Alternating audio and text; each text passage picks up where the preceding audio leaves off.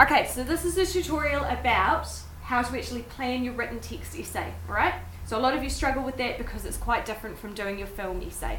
Okay, so this is written text, and the example that we're looking at is the poem.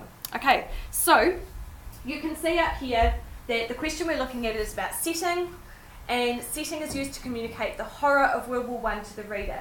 So that's the most important part of the question, is that it says, explain why the setting was important. Well, it's important because it communicates the horror of World War I to the reader. Before this dude, whose name I've just forgotten, doesn't matter, was writing these poems, people back home in England did not know that war was so horrible. They honestly believed that it was this honourable, amazing thing to go and do. Okay? So once he started writing these poems, it exposed the horrors for them, and that's why it's so important. So what you've got here is 3 different points about why the setting in this poem is really important. So the first is, it's important as it paints a picture for the reader. And the example here is, till on the haunting flares we turned our backs. Now that's an example of a poem using unusual phrasing to get its point across. What it's really saying is, so remember before that they're trudging home through the mud. So what that bit is really saying is that they're walking home through the mud until they turn their backs on the flares in the sky. So it paints this picture of this silhouette of these exhausted soldiers with this sort of scene of destruction behind them. Okay? And so that's the point, it paints the picture for the reader. Remember that photography was still relatively new, and so the people back home literally did not know what war looked like, especially because trench warfare was new. So wars previous to this had not been as brutal as World War I was. Okay? So the second point, it's also important because it allows us to hear what the soldiers hear. So we've got the imagery and we've also got the sound. And the example I've got there is guttering, choking and drowning. So that's another important thing. Film was even newer than photography.